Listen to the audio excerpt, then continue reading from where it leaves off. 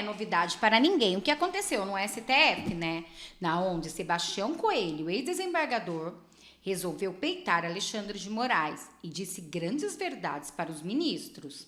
Mas o que Alexandre de Moraes não contava é que o deputado Marcel Van Hatten ia rebater aquela situação, aonde ele falou como se fosse um político, dizendo que era a minoria que gostava do STF. Então, Marcel Van Hatten comentou: eu não me lembro dos ministros do STF ter participado das eleições. Nem eu. Vocês lembram? Realmente, eles não participaram de lá, né? Eles não estão lá por causa da vontade do povo brasileiro, mas sim por causa da vontade do presidente da época. E olha o que disse Marcel Van Hatten, conhecido por não ter papas na língua, detonou com ele. Vejam. Sabe da minha admiração por Vossa Excelência. Foi bom que, dentro dos predicados, no final, o senhor mencionou a amizade. Em virtude da amizade, justamente, o senhor é tão generoso nos demais elogios, muitos dele merecidos. Muito obrigado, senhor presidente, de qualquer maneira, por essa distinção que tenho recebido de Vossa Excelência aqui. Apesar de, repito, muitas vezes merecido, porque nós pensamos sempre poder fazer muito mais do que aquilo que a gente está fazendo. Vossa Excelência bem sabe disso, tenho certeza que o sentimento de impotência que muitas vezes nos acomete a todos, deputado Ramage, ele é um sentimento em decorrência da situação de exceção que nós vivemos hoje no nosso país. Nós não vivemos num regime mais de Estado de Direito, de democracia. Deputado Fauri, Vossa Excelência que é um homem da lei, que se acostumou ao longo da vida a aplicar a lei no dia a dia lá, e hoje vê o Supremo Tribunal Federal caçoando da lei e da Constituição. Os ministros agindo como políticos. E hoje foi um dia simbólico para isso, que nós vimos um homem de muita coragem, chamado desembargador Sebastião Coelho, dizendo a verdade. Na verdade, hoje, né, no Brasil, você falar a verdade é ser corajoso. Dizendo que os homens mais odiados, ou melhor, as pessoas mais odiadas, porque há homens e mulheres na corte, são os ministros do Supremo Tribunal Federal. E, de fato, são, hoje, as pessoas mais odiadas no Brasil. Mas um ministro do Supremo Tribunal Federal não poderia ser odiado, nem amado, mas respeitado.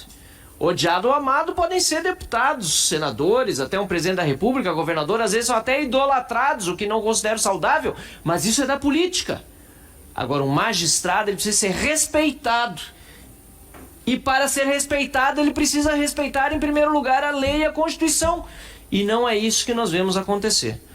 Mais grave ainda foi depois de ter... Realmente, né, gente? Os ministros do STF, eles não precisam ser adorados. Nada disso, eles têm que ser respeitados. Por quê? Eles não são políticos, eles são magistrados. A gente tem que ter um respeito pelo seu cargo. Não ter que gostar dos ministros do STF, mas, como eles já viraram corte política, eles acham que tem que ser sim. E olha o que vai dizer agora o deputado Marcel Van Hatten. Sido alertado o ministro Alexandre de Moraes, e claro, os demais também, alertado de ser um homem odiado, disse que isso não era verdade, porque afinal de contas, as urnas demonstraram que uma minoria apenas odiava o Supremo Tribunal Federal. Eu não lembro de ter como candidato na última eleição o Supremo Tribunal Federal. Nem eu. Ou como partido político. Alguém aqui se lembra? Como pode, então, o Supremo supostamente amado ou não odiado, como disse Alexandre de Moraes, ter vencido aqueles que odeiam os ministros nas últimas eleições? É um assinte à inteligência do povo. E para concluir essa minha intervenção curta na já noite de hoje, e mais uma vez elogiando a todos os defensores, todos os advogados que estão aqui de novo, e aqueles que são familiares das vítimas, sim, desse processo criminoso do dia 8 de janeiro, por omissão do governo federal, em primeiro lugar, uma omissão criminosa que redundou justamente na violência dos atos de uma minoria. Eu preciso dizer aqui que o que aconteceu na tarde de hoje com a sentença de 17 anos de prisão... Gente, 17 anos de prisão. Nem pessoas que cometem absurdos, que são homicídios dolosos, coisas estarrecedoras, não pegam tanto tempo de prisão. Agora, ele pegar 17 anos de prisão só mostra realmente a perseguição que está passando no nosso Brasil, principalmente para aqueles de direita. E olha o que vai dizer agora o deputado Marcel Van Hatten sobre isso. Eu não lembro mais se era namorado, marido, foi condenado a 18 anos e depois o STJ reviu a sentença reduzindo para 16 anos de prisão. E nós estamos vendo aqui há 17 anos, com 15 anos e meio de regime fechado, uma pessoa contra quem o Estado não tem as provas necessárias para condenar. E réu primário. Gente, isso é um absurdo. Aliás, voltando ao desembargador Sebastião Coelho, pouco tempo antes da sua sustentação oral, saiu no G1, nos meios de comunicação, que o CNJ tinha aberto um procedimento contra ele e seu sigilo bancário quebrado. Não é coincidência, presidente, que isso tenha acontecido 1 hora ou pouco mais antes da sua sustentação oral. Isso se chama perseguição política. Verdade.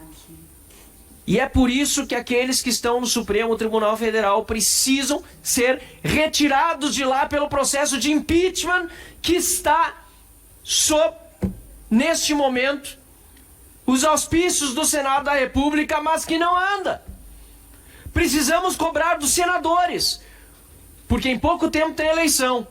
E se não atentarem para isso, os mais odiados do Brasil deixarão de ser os ministros do Supremo Tribunal Federal e passarão a ser os senadores da República, que são covardes e frouxos, com algumas exceções, e que deveriam estar justamente fiscalizando e julgando os ministros do Supremo Tribunal Federal, que hoje não merecem o respeito que mereceram no passado os magistrados que ocuparam aqueles assentos da Corte Suprema do Brasil.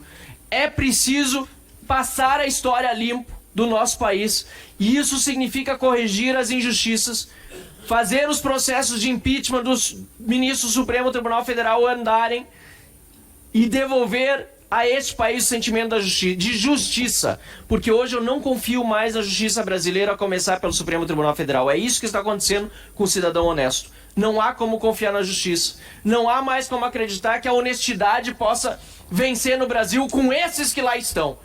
Eles precisam sair das cadeiras que ocupam, porque ali não há mais solução. E pode contar, presidente Sanderson, com isso, comigo nesse sentido. Aqui na Câmara dos Deputados e em conjunto no Congresso Nacional, com a pressão sobre os senadores da República, que precisam exercer o seu papel determinado pela Constituição da República, mas mais importante do que isso, pelos cidadãos eleitores brasileiros que colocaram os senadores nas cadeiras que eles hoje ocupam. Muito obrigado, senhor presidente. Obrigado. Viram? Ele foi aplaudido por todos que estavam ali por dizer somente verdades. Realmente, aqueles senadores, eles sim estão lá porque nós, o povo brasileiro, votamos nele. Não é o caso do Supremo. E eles têm que agir sim com seu papel. Porque isso que está acontecendo no nosso Brasil é gravíssimo. Foi o que disse o deputado.